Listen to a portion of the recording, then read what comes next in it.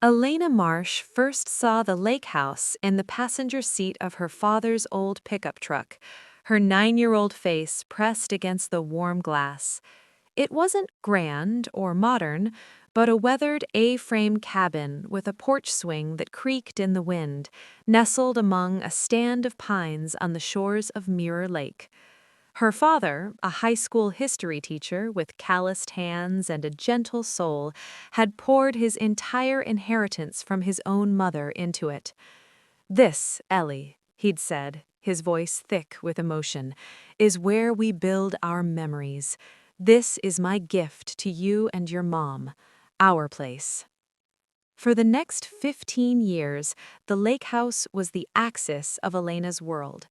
It was where her father taught her to cast a fishing line, the smell of lake water and worms mixing with the scent of pine needles. It was where she spent her summers reading mystery novels on the dock, the sound of her mother's laughter drifting from the kitchen where she canned peaches.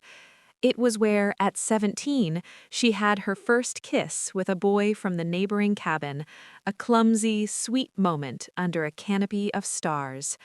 After her mother passed away from cancer in Elena's second year of college, the lake house became just hers and her father's. They grieved there together, finding solace in its quiet constancy. It was more than a building, it was the physical embodiment of her family's love, a ledger of every happy summer etched into its wooden walls. Years later, when Elena was a captain in the U.S. Army stationed at Fort Hood in Texas, her father's health began to fail. A stroke left him weakened and in need of constant care. Unable to get the extended leave she desperately needed, Elena made the hardest decision of her life. She arranged for him to move into a highly recommended assisted living facility near her base, called The Pines. To cover the exorbitant costs no amount of careful saving by a teacher and a soldier could fully cover, she decided to rent out the lake house. It felt like a betrayal, handing over the key to strangers, but her father had been lucid then and had agreed. "It's just for a while, Ellie," he'd said, his voice shaky. "It'll be here for us when we get back on our feet." She found tenants, a seemingly respectable couple, and signed a standard lease agreement. She also signed a limited power of attorney document, a standard form the lawyer said was necessary so her brother, Mark, could handle minor financial transactions for their father, paying the facility, managing his small pension, while she was on duty and often unreachable. She trusted Mark. He was her older brother, the family man with a charming smile, even if he'd always had a shadow of irresponsibility lurking behind his eyes. 3 months later, Elena was deployed to a forward operating base in Afghanistan. Communication was sporadic, a 10-minute satellite phone call home every few weeks. In one of those calls, Mark assured her everything was fine. "Dad's comfortable, Ellie. Don't you worry. The rent check from the lake house came in. It's all good." She clung to those words in the dust and chaos, picturing the clear, cool waters of Mirror Lake. 6 months into her deployment, a single email changed everything. It was from the property management company she'd hired. It read, "Dear Ms. Marsh, we are writing to inform you that the ownership of the property at 314 Lakeshore Drive has been officially transferred, and as such, our management services are no longer required. Please ensure all future correspondence is directed to the new owner." Elena read the email 4 times, the harsh glare of her laptop screen burning into her eyes. Transferred? New owner? She immediately tried to call Mark. No answer. She called the bank. After a frustrating, staticky call that kept dropping, she finally got a piece of information that made her blood run cold. The account she and Mark had set up for their father's care had been closed. All the funds, her savings, the rent money, their father's pension, were gone. A cold dread, colder than any desert night, seeped into her bones. Something was terribly, horribly wrong. For the remaining 3 months of her deployment, she was a ghost, going through the motions while her mind churned with fear and fury. She couldn't leave, couldn't investigate, couldn't do anything but wait and plan. The lake house, her anchor, had been cut loose, and she was adrift on the other side of the world, powerless. The flight home was a blur of recycled air and nervous energy. Elena, still in her desert camouflage uniform, stepped off the plane at Austin Bergstrom International Airport. There were no cheering crowds for her, just the quiet shuffle of other travelers. She scanned the arrivals hall, her heart thudding against her ribs, not with the joy of homecoming, but with a gnawing dread. Mark was there, leaning against a pillar, looking tanned and well-rested in a polo shirt. He smiled, a wide, practiced smile, and opened his arms for a hug. "Ellie, welcome home, sis. You look great, all things considered." Elena didn't move. She stood rigid, her duffel bag at her feet. "Where is it, Mark? Where's the lake house?" His smile faltered for a fraction of a second. "Whoa, straight to business. You must be tired. Let's get you a coffee. We can talk about it." "We'll talk about it now," she said, her voice low and hard as stone. "The management company said the ownership was transferred. The bank account is closed. I want to know what you did." Mark sighed, running his hair through his hair. "Look, it was a complicated situation. Dad's care was costing a fortune. The facility was threatening to kick him out. We were drowning. I found a solution, a buyer for the lake house. A really good price, too, $450,000. It cleared all our debts and then some." Elena felt the world tilt. "You sold it? You sold our lake house? On whose authority?" "On Dad's," Mark said, his eyes darting away. "He wasn't in a great state, but he knew what was happening. He signed the papers. It was necessary, Elena. You weren't here. You don't know what it was like." The lie was so smooth, so practiced, it made her sick. She knew her father. He would never have sold that house. It was his soul. "Where's Dad?" she asked, her voice barely a whisper. He's not at the Pines anymore. We had to move him. After the money came in, we found a more affordable place, a group home in Killeen." The word affordable was a slap in the face. They had just sold a house for nearly $500,000, and her father, a man who had given them everything, was in a cut-rate group home? Elena didn't say another word to Mark. She walked past him, got in a taxi, and gave the driver the address of the group home. What she found there was devastating. The home was a cramped single-story house in a run-down part of town. It smelled of boiled vegetables and bleach. Her father was in a small room with 2 other men, sitting in a wheelchair by a window that looked out onto a brick wall. He was thinner, frailer, and his eyes, once so full of warmth, were clouded with confusion and a deep, profound sadness. When he saw Elena, a flicker of recognition lit his face, and then tears welled in his eyes. "Ellie," he choked out, "they took it. They took our place. I couldn't stop him. I'm so sorry." Elena knelt by his chair, holding his trembling hands, her own tears finally falling. She felt a rage so pure and white-hot it threatened to consume her. It wasn't just about the money or even the house. It was about what Mark had stolen from her father, his dignity, his security, his last connection to the woman he loved and the life they built. He had taken a man who was already vulnerable and robbed him of his past. He had taken a soldier who was serving her country and stabbed her in the back. That night, sleeping on a cot next to her father's bed, Elena made a silent vow. She wasn't just going to get the house back. She was going to make Mark pay for every single thing he had taken from them. The gentle girl who had learned to fish on Mirror Lake was gone. In her place was a soldier who had just found her new mission: justice. Elena's military training kicked in.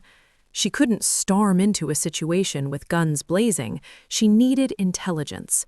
She became a ghost, methodically gathering evidence. Her first stop was the county clerk's office. The deed transfer was a matter of public record. She requested the file, her hands steady as she paid the small fee. Spread out on a worn wooden table, the truth began to reveal itself. The quitclaim deed was signed by Elena Marsh as the seller. She stared at the signature. It was a decent forgery, a wobbly, uninformed attempt at her name, but it wasn't hers. The witness signature was a name she didn't recognize. The notary public was a woman named Linda from a small town an hour away. Next, she pulled the power of attorney document. It was the one she had signed, the limited one for bank transactions. But attached to it was a second page she had never seen before, an addendum granting Mark the power to sell real estate. The signature next to hers was a perfect copy of her father's. A cold fury settled in her chest. Mark hadn't just forged her signature, he had forged their ailing father's. The buyers, she discovered, were a Shell LLC registered to an address that turned out to be a P.O. box. The trail was getting murkier, but she now had the critical pieces, fraudulent documents. Her next stop was the bank. She presented her military ID and the fraudulent deed. The manager, a young woman who looked sympathetic, confirmed the worst. The $450,000 from the sale had been wired into the joint account. The very next day, almost the entire amount, $440,000, had been wired out again to an offshore account in the Cayman Islands. The remaining $10,000 had been withdrawn in a series of cash transactions over the following week. Mark hadn't just sold the house to pay for their father's care, he had systematically stripped the asset and laundered the money. Elena then drove to the small town to find the notary, Linda. The address led her to a modest house with a well-kept garden. An elderly woman answered the door. When Elena showed her the document with her notary stamp, the woman's face went pale. "I remember this," Linda said, her voice shaky. "A very charming young man came to my house, said his sister was overseas, his father was too ill to travel, and they needed to finalize some paperwork for the father's care. He brought the documents already signed. He was in such a hurry, so stressed. I notarized his signature as the witness, but I never saw either of the people who supposedly signed it. It's against protocol. I could lose my license." Elena felt a surge of pity for the woman, who was clearly another victim of Mark's manipulation. She thanked her and left. She had the witness who could testify that the signing was fraudulent. Piece by piece, Elena built her case. She had the forged deed, the laundered money trail, the testimony of the compromised notary, the pathetic state of her father in the group home, and the stark contrast of Mark's comfortable, carefree life. She learned he had bought a new truck and put it down payment on a condo in Austin. He was living the high life on the proceeds of their heritage. When she finally had everything, she didn't confront Mark. She went to the district attorney's office. The prosecutor she met with, a sharp woman named Isabella Rossi, listened to Elena's entire story without interruption. When Elena finished, placing the thick file on her desk, Rossi leaned back in her chair. "Captain Marsh," she said quietly, "this is one of the most heartbreaking and audacious cases of elder financial exploitation I've ever seen, compounded by fraud against a service member.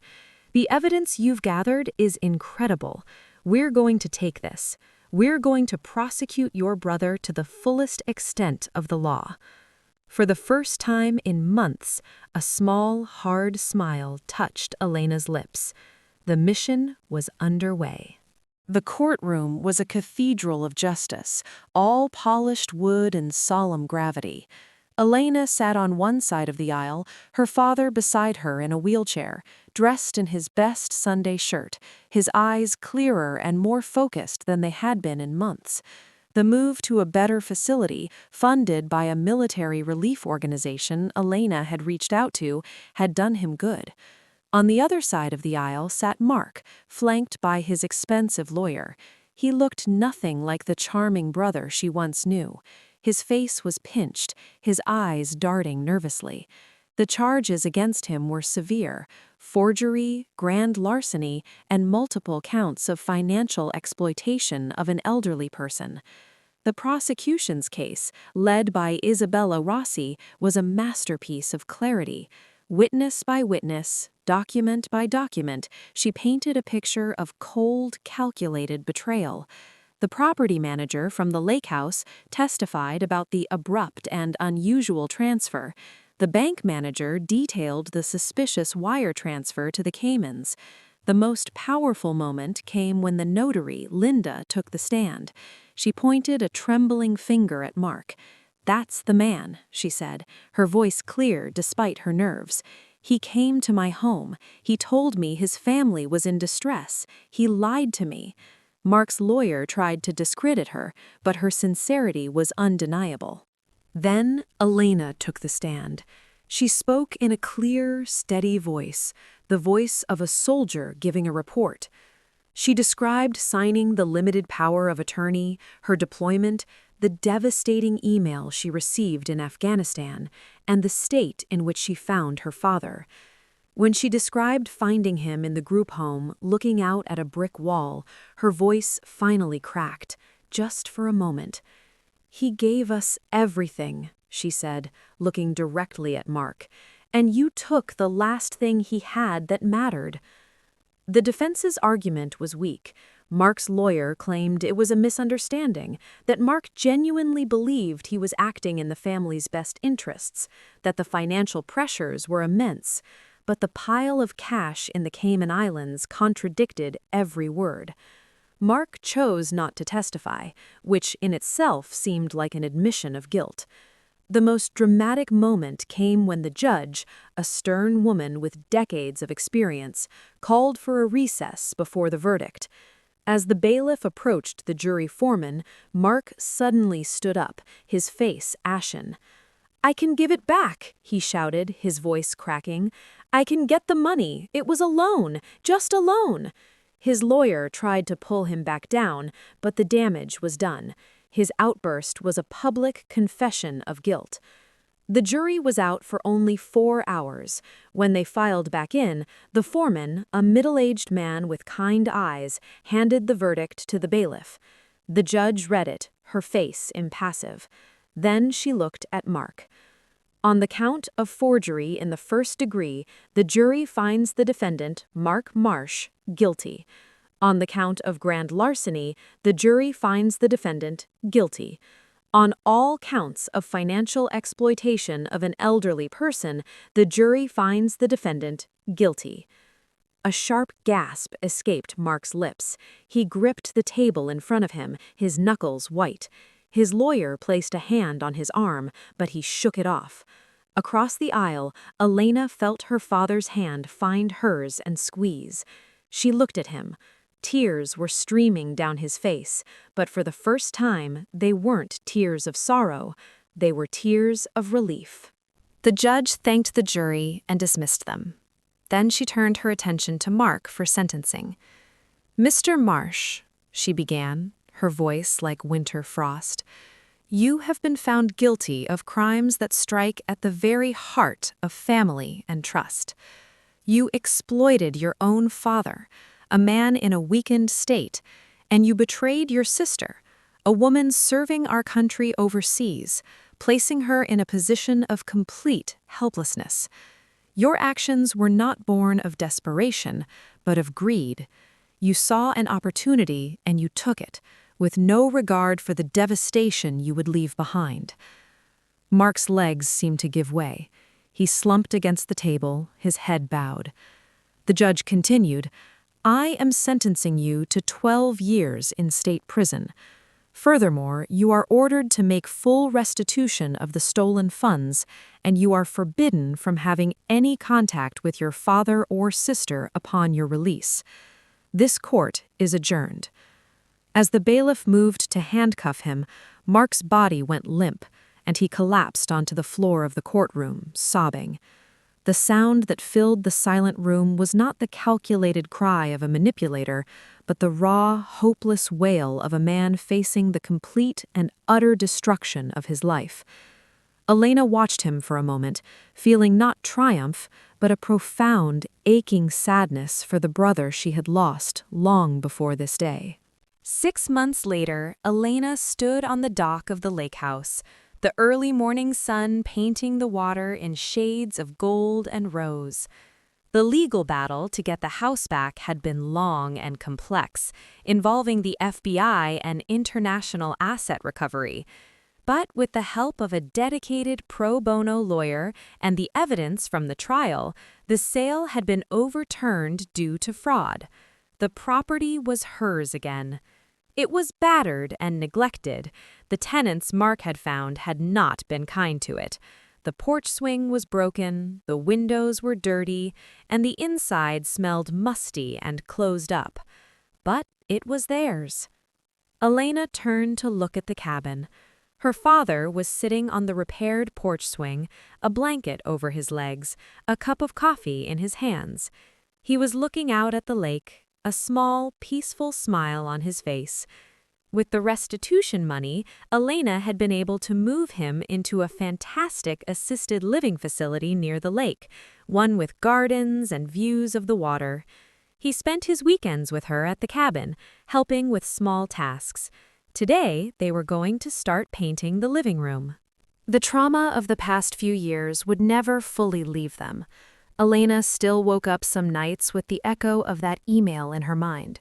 Her father still had moments of confusion and fear, and the loss of Mark, not as the monster he became, but as the boy she once fished with, was a grief she carried quietly. But the lake house was beginning to heal them. Every brushstroke of paint, every replaced board on the dock, every shared meal on the porch was a new entry in a new ledger. They weren't trying to erase the past, they were building a future on top of it. That afternoon, as they took a break from painting, they sat on the dock, their feet dangling over the edge, the cool water lapping at their toes. Her father reached over and took her hand. "I'm proud of you, Ellie," he said, his voice strong. "You're so much stronger than I ever was." Elena leaned her head on his shoulder. "I had a good teacher," she said, "and a good place to come home to." She looked out at the mirror-still water reflecting the pines and the impossibly blue sky. The lake house had been stolen, but it had been returned. The trust had been broken, but it was slowly, painstakingly being rebuilt. The ledger of lost summers was closed. In its place, a new one was open, waiting to be filled with chapters of peace, resilience, and the quiet, unbreakable love between a father and a daughter, right here on the shores of Mirror Lake. I hope you enjoy this original story. If you loved this story, please like this video, subscribe to the channel for more emotional stories, and comment below. What would you do if your own family betrayed you?